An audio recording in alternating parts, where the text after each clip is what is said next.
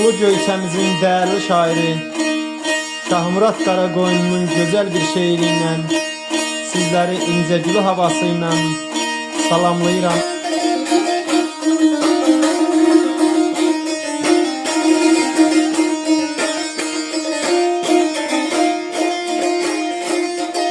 Ah canım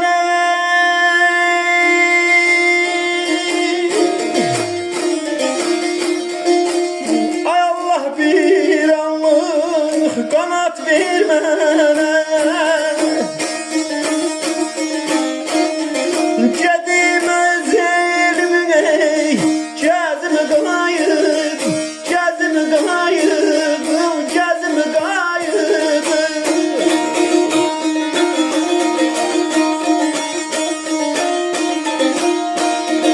Hasretemle baktı Doğma vatana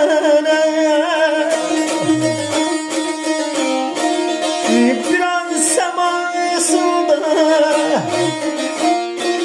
sözümü gayet kadar menalı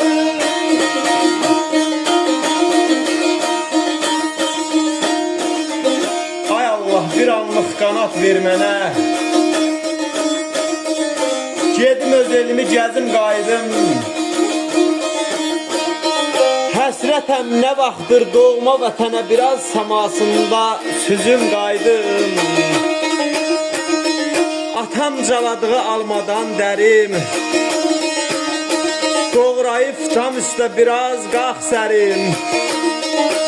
Anam ocaq satsın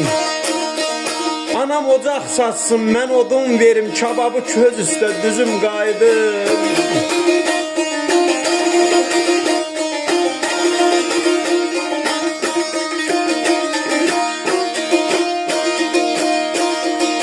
Ay bağımda dincəlim neynim Xəyala dalır Uşaqlıq illərini Yadıma salım Yadıma salım Yadıma salım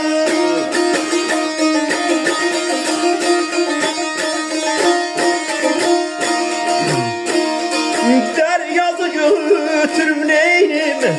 Biraz ot çalım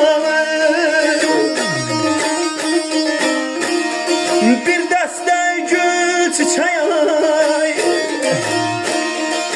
Üzüm qayıt Üzüm qayıt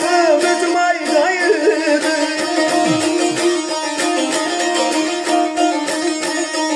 Bağımda dincəlib xəyala dalım Uşaqlıq illərin yadıma salım Deryazı götürüm biraz ot çalım Bir dəstə gül çiçək üzüm qaydım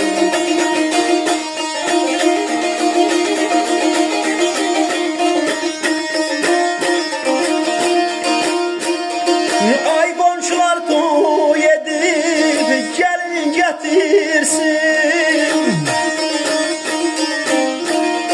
Hər kəs öz evində şənlik keçirsin, şənlik keçirsin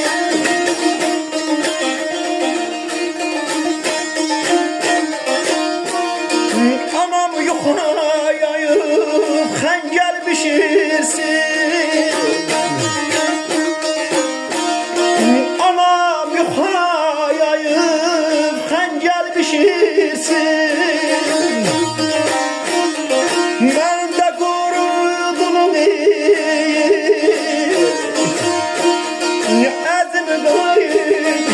Əzim qayıdım Qadamlarım yeri tərladı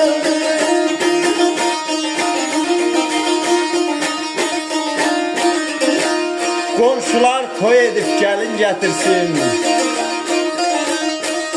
Hər kəs öz evində şənlik keçirsin